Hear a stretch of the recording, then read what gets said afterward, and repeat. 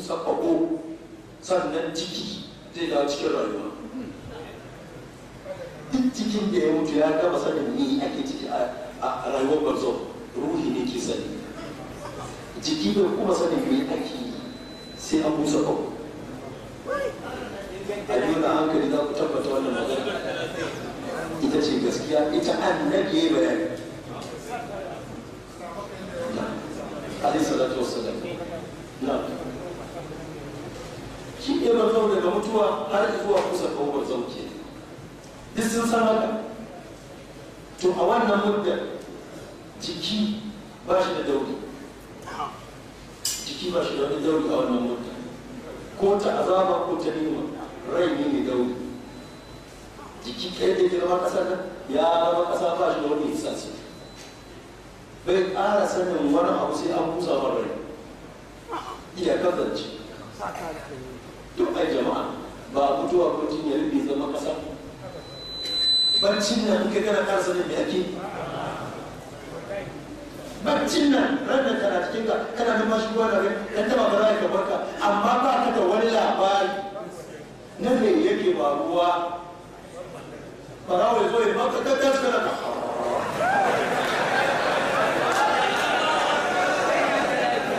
Numfashi na gaban ƙaruwa ya akan wanda kake a ido hudu amma me ake yi an gano a nan to ba sai ka zama ƙasa.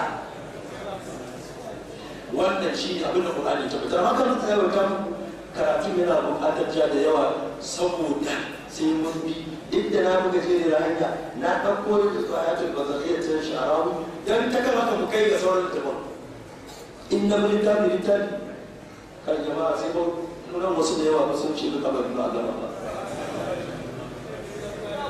maudu'i ne ba bisa ya wuce da tauku amma mu biyo ta kan sha'arawi rahimahullah tun da yanzu musibar a ƙasarsa ta tsira wannan rage ma da muke yi a ƙasarsa ne ai masu cin mutuncin maki maza da sa ana tarbiyyar a ƙasar sha'arawi ya kan waye shi jari to jama'a ragamar ruwacin ya ta jirgin ake a sai da musattafa ce don kuma ta kaddama mai hadisin bara ibn azim tare da zurwaice wannan maudu'i azabar kabari ta da jiki azabta shi ko nimta shi a mafi ingancin tafai abun malamanmu na sunna wanda suka yi turke da hadisin bara ibn azim an da fara da bila hayatin duniya wal akhirah ko al qabr yamma ce hayatin duniya wal akhirah qabr al qabr mun karanta wannan yana bukhari wannan حياة الدنيا والآخرة القبر